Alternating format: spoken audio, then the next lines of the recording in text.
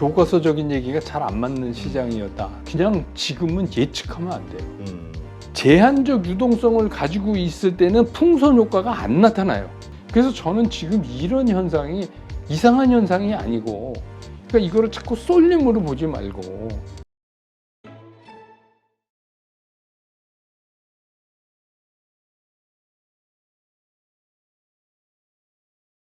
네, 오늘 모신 분은 백만개미 한세구 당주님입니다. 안녕하세요. 안녕하십니까? 네, 요즘 시장 어렵죠? 네, 그동안은 참 좋았는데, 그렇죠. 쉽게 그냥 사람들이 몰리는 곳으로 가신 분들에게는 참 쉬운 시장이었고 수익 내기 좋은 시장이었죠. 네. 코스닥이 뭐 30% 이상 올랐다니까. 예. 근데 그러지 않은 소위 뭐 우량주가 됐든 대형주가 됐든 들고 있으실 분들은 참 힘든 시장. 그러니까 이제 올해 시장의 지금까지 그 특징을 정리하면 좀 교과서적인 얘기가 잘 안 맞는 시장이었다. 그러니까 작년 말에 여러분 기억하시겠지만 올해를 많은 기관들이 예측할 때 상저하고 이랬잖아요. 그런데 코스닥 같은 경우에 이미 30%가 올라 버렸으니까 그 말이 틀린 거잖아요. 그리고 이제 전통적으로 얘기하고 있는 주식들에 대한 시각이 달라지기 시작한 거예요. 그러니까 주식시장은 그냥 돈 버는 데인데 뭐 꼭 그래야 될 필요가 뭐가 있는가. 그냥 내가 가서 빨리 돈 벌 수 있는 데를 가고 남들이 좋아하고 나도 좋아하고 그러면 글로 가야 된다. 이제 이런 식의 그 생각들이 행동으로 옮겨지고 뭐 그런 거죠. 근데 이제 그럴 수밖에 없는 게 지금 시장에 그 과거의 이슈를 뛰어넘는 더 무게가 있는 이슈가 나올 게 없어요. 그러니까 무슨 얘기냐면 올해가 시작되면서 우리가 끊임없이 서로 비관론, 낙관론 이러면서 다투었던 게 뭐냐면 금리예요, 금리. 연준이 도대체 어떻게 할 거냐 가지고 하루는 이랬다, 뭐 하루는 낙관론이 이기고 하루는 또 비관론이 이기고 이렇게 해왔잖아요. 그러니까 비교적 무게가 상당히 나가는 전 세계 경제에 영향을 줄 수 있는 정책적인 문제를 가지고 얘기를 하고 있었거든요. 네. 근데 그게 답이 안 나오다가 최근에 이제 거의 비관론자건 낙관론자건 거의 일치하는 답에 도달했어요. 그래봤자 한 번 더 올린다. 그래서 연준의 금리 인상은 이제 이렇게 해서 이제 종지부를 찍는다. 이렇게 이제 그 양쪽이 다 인정을 하는 결과가 나왔는데 그 다음이 문제가 된 거예요. 그래서 시장은 에 대한 생각은 아직도 서로 상반되는 얘기를 하고 있어요. 그렇죠. 그래서 이게 어떻게 보면 연준이 금리 정책을 이렇게 해서 정리함으로 해서 그동안 시장에서 서로 뭐가 옳고 뭐가 틀리고 얘기하던 게 이제 종결되니까 시장이 편안해지냐가 아니라 이제부터 시작이 또 되는 형상으로 이제 바뀌어가고 있는 거예요. 그러니까 이제부터는 실제적으로 뭐 경기 침체를 알리는 여러 가지 지표들이 나올 때마다 연준이 뭐 다음 달에 인하를 시작한 데서 또 뭐 더 끌 거래서 뭐 이런 얘기들이 계속 나오면서 이제 시장을 흔들 거거든요. 네. 그러니까 그런 이슈가 나오다가 갑자기 이슈가 확 없어져 버렸어요.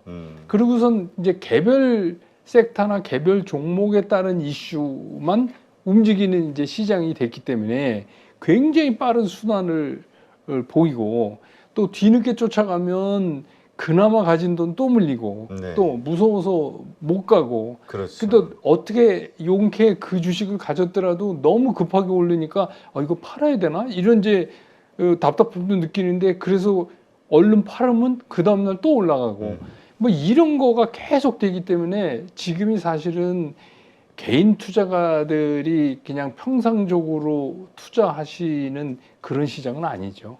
지금은 어떻게 보면 좀 우스운 얘기지만 선수의 영역으로 가고 있다 시장이 그렇게 보입니다. 요즘 그 뭐죠? 처음에 이제 에코프로 그룹에서 네. 이제 시작이 된 그 열기가 요즘 이제 포스코 그룹으로 좀 이전된 듯한 느낌?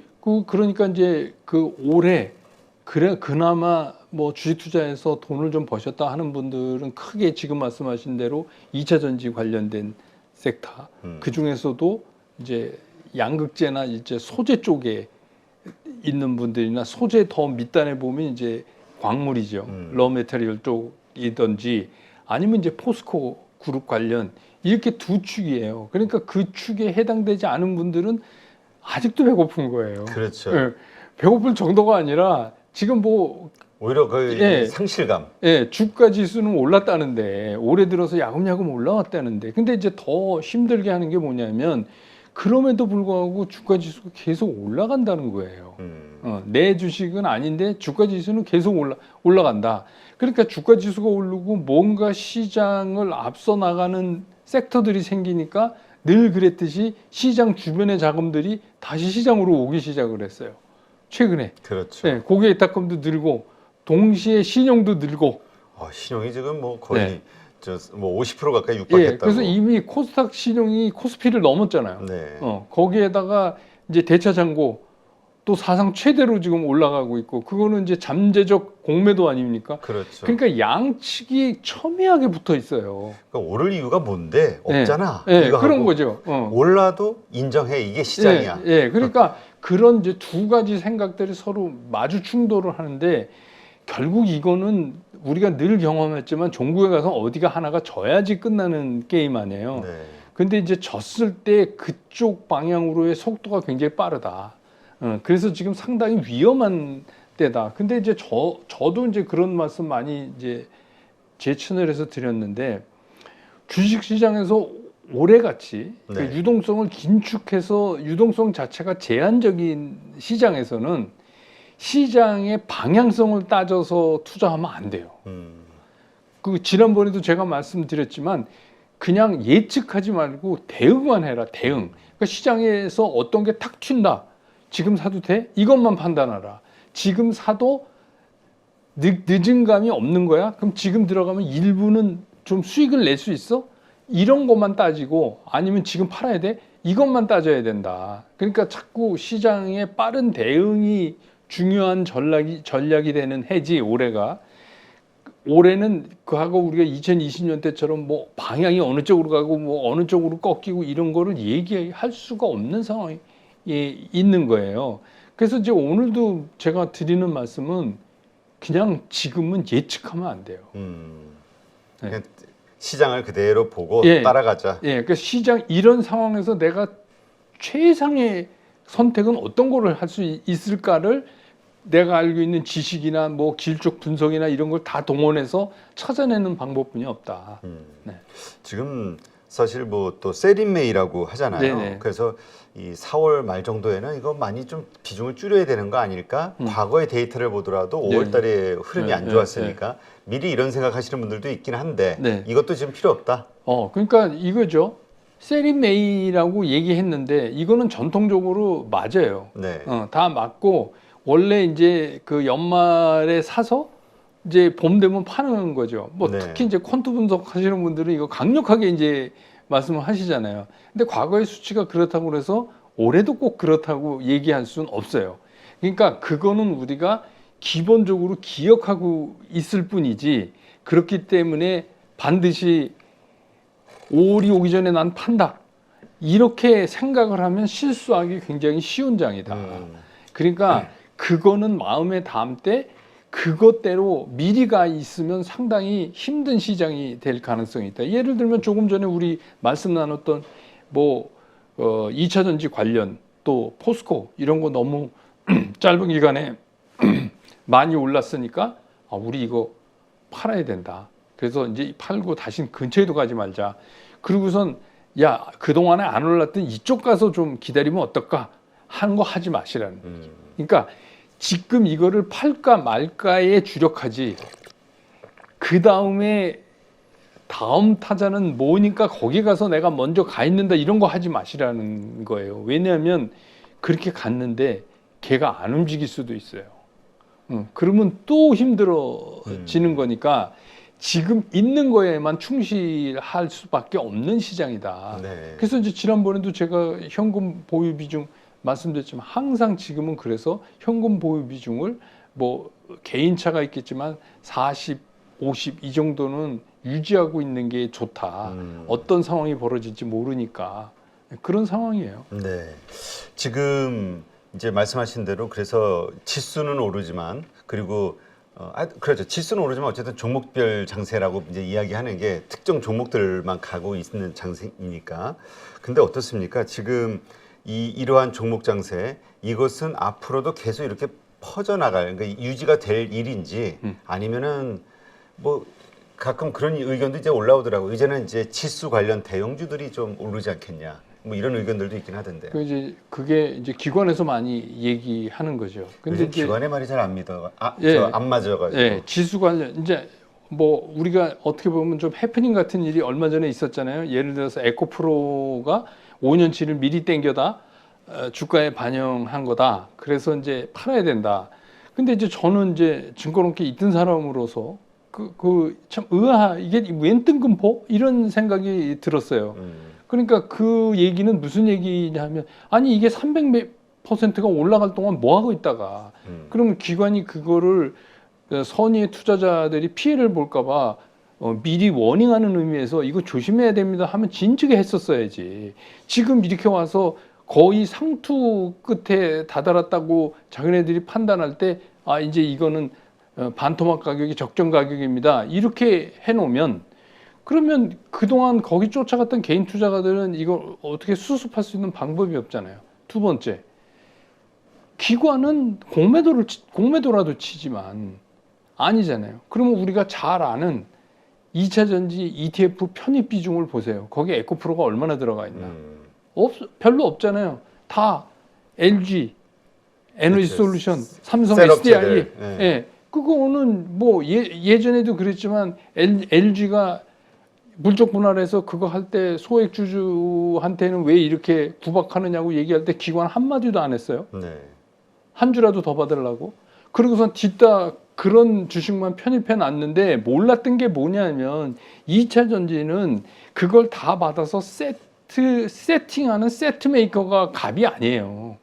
그 밑단에서 소재를 안 주면 만들 수가 없는데 이 소재 만드는 회사도 그 밑에는 러 메테리얼이 문제 생기면 여기도 문제가 생기는 거예요. 그러니까 우리가 보면 갑을병이지만 거꾸로 병을갑이 되는 이상한 시장이라는 걸 나중에 알은 거예요. 그러니까 편입 안 되니까 뭐 자산운용사 대표는 공식적으로 고객한테 사과를 했잖아요. 편입 못해서 죄송합니다. 그러니까 그런 게 나왔을 때 사람들이 합리적인 의심을 하기 시작을 하는 거예요. 아, 이건 뭐지 갑자기? 그러면 그 안에는 뭐 어떤 게 들어있냐면 일반적으로 시가총액 총액 대비해서 인덱스 펀드 같이 구성이 되지 않습니까? 기관들의 펀드라는 게. 그럼 당연히 삼성전자가 제일 포션이 클 테고 그런 식으로 구성되어 있는 데서 그렇게 말도 안 되게 그건 보는 관점의 차이지만 말도 안 되게 올라가는 저 에코 저놈을 깨면 그러면 매기가 삼성전자나 그러니까 반도체나 자동차로 올 것이다. 그러면 반도체에도 이제 끝바닥 다 보이고 삼성도 감산한대잖아. 그러니까 다 왔잖아. 이거를 예측한 거예요. 근데 그게 저는 되게 웃기는 거다는 거예요. 왜 그러냐면 제한적 유동성을 가지고 있을 때는 풍선 효과가 안 나타나요. 이게 유동성이 2020년처럼 엄청 컸을 때 한쪽을 누르면 한쪽에 올라가는 그런 효과가 나는데 지금은 유동성이 빚내서 들어온 유동성인데 그렇죠. 앞서가던 놈이 죽으면 시장이 죽어요. 그걸 모르는 거예요. 네? 그 죽잖아요. 반도체 못 뛰죠? 현대차, 기아차 실적 좋고 무역 수지에 공유하는 게 제일 커졌는데도 불구하고 안 되는 이유가 뭐냐? 유동성이 제한받아서 그런 거 아니에요. 그러니까 지금 시장이 그 정도로 왜곡이 돼 있어요. 그러니까 개인들 입장에서는 어떤 생각을 하게 되냐면 아이씨 가다 죽어도 그냥 가는데 가야 되는 거 아니야? 이런 생각들이 이제 그렇죠. 자꾸 그러면 이제 우리가 17세기 튤립 네덜란드 그때 튤립 최고 가격이 제가 찾아보니까 소 4마리랑 바꿨대요. 소 4마리. 튤립 한 송이. 한 송이에.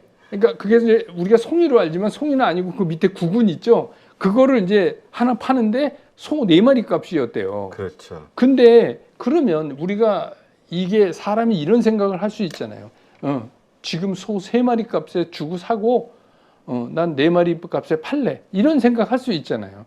그러면 소 3마리 값에 그 튤립 구근을 사는 사람이 정말 미친 사람이냐? 네. 이건 한번 생각해 볼 필요가 있다는 거예요. 근데 재미난 게 뭐냐면 2차 전지가 갖고 있는 독특한 매력이에요.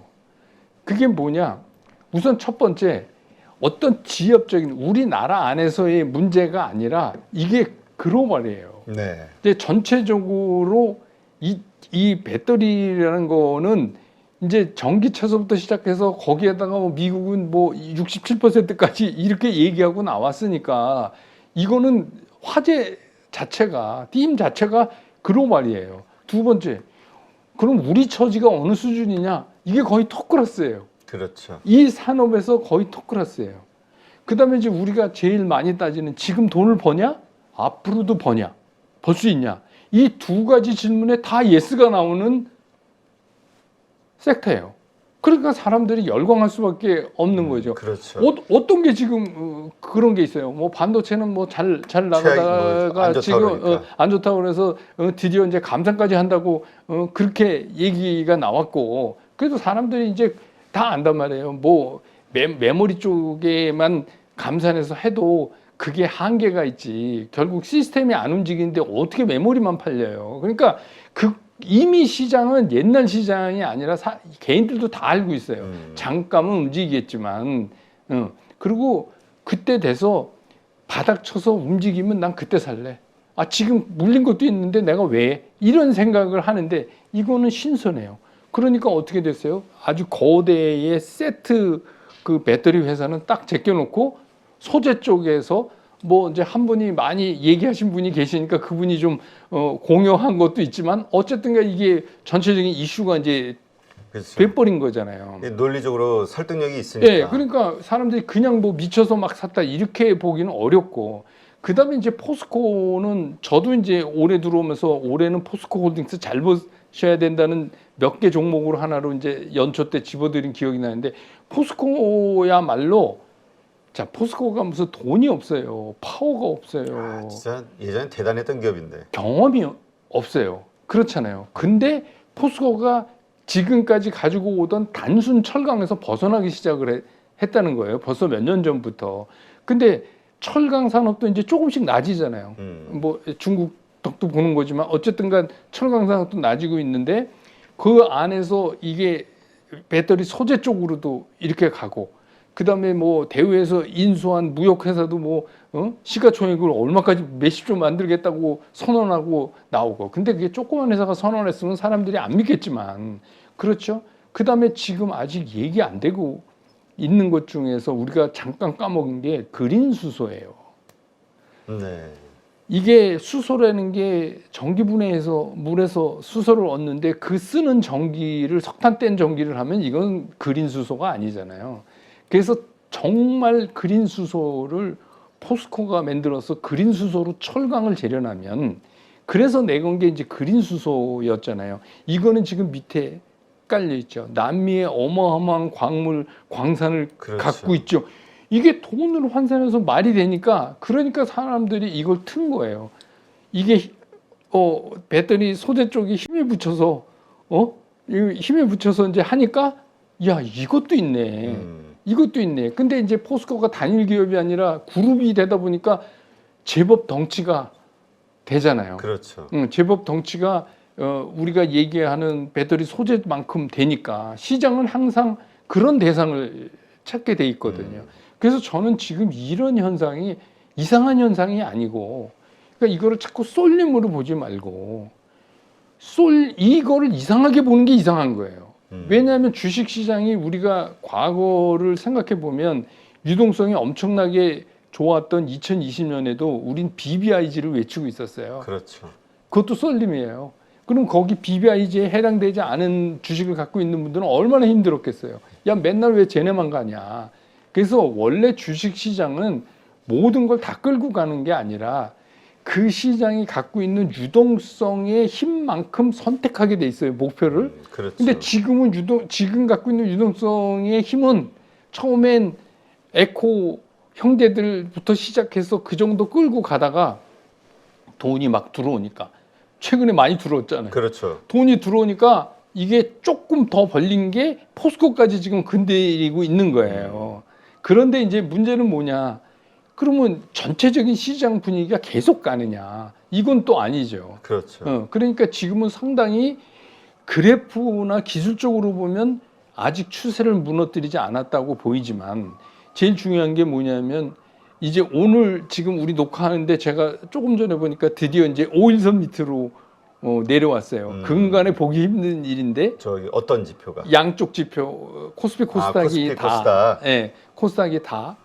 근데 이건 뭐 5일선 잠깐 내려왔다고 그래도 밑에 지나가는 여러분들 잘 안 보시는 10일 이동 평균 제가 자주 보시라고 요즘은 20일보다 10일을 보세요 이런 말씀 드리잖아요. 10일은 뚫고 안 뚫고의 문제가 아니라 10일의 슬로프가 이게 평평하게 죽느냐 계속 가느냐 아직은 계속 가는데 내려온 거예요.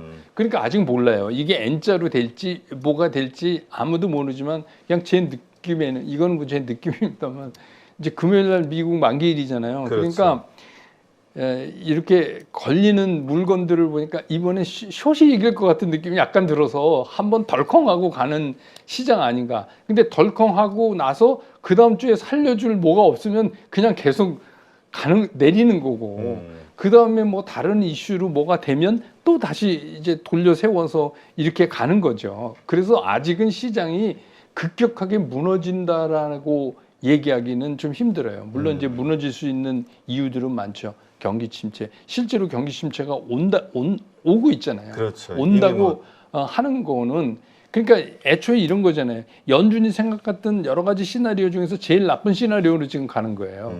그러니까 연준의 생각이 그럼 인플레이션을 어떻게 잡을까 여러 가지 했을 거 아닙니까? 금리를 올리면 그래 사람들이 돈을 은행에다가 갖다 넣어서 우리가 돈을 끌어들이고 이렇게 이제 좋게 해석했는데 제일 나쁜 시나리오가 뭐냐면 경기 침체가 와서 사람들이 자꾸 일자리를 잃으니까 잘려서 쓸 돈이 없어서 그래서 인플레가 죽는다. 이런 시나리오인데 그게 지금 나타나고 있는 거 아니에요. 어제 경우도 메가도 뭐 막 줄이겠다고 막 이러고 그러니까 이제는 이게 본격적으로 시작이 되니까 결국은 뭐냐면 인플레이션이 잡힌다는 얘기는 경기가 힘들게 가고 있다는 얘기나 똑같은 얘기거든요. 그렇죠. 그럼 시장에서 뭘 택할 것이냐. 그동안은 연준의 움직임 때문에 인플레이션이 떨어져야 된다 이거를 기다리면서 주가가 올랐는데 지금 연준 문제는 양쪽이 다 동의해요. 그래 이제 연준 끝났어. 그러면 이제 눈에 띄기 시작하는 게 그래. 근데 인플레이션이 계속 연준 말대로 꺾이는데 살기는 점점 힘드냐. 이렇게 이제 얘기가 되는 거잖아요. 그렇죠. 그러면 이제 본격적으로 그런 것들이 시장을 때릴 텐데 그거는 지금 이렇게 우리가 미리 그렇기 때문에 먼저 다 팔고 뭐 이럴 필요는 저는 없다고 생각해요. 오히려 지금 어느 정도 그 현금 유지비를 가지고 있고 지금 앞에서 이끄는 이런 선도주에 대한 매매를 잘 하신 다음에 진짜로 충격이 한번 오면 그러면 살 수 있는 기회잖아요. 그렇게 생각하시는 게 훨씬 시장을 편하게 보실 수 있는 방법이 아닌가 싶어요. 네, 그러니까 미리 예측하지 말고 네. 지금 일단은 현금 보유 비중은 40% 항상 유지하되 그 미리 팔 필요는 없다. 이렇게 좀 보기면 되겠군요. 네.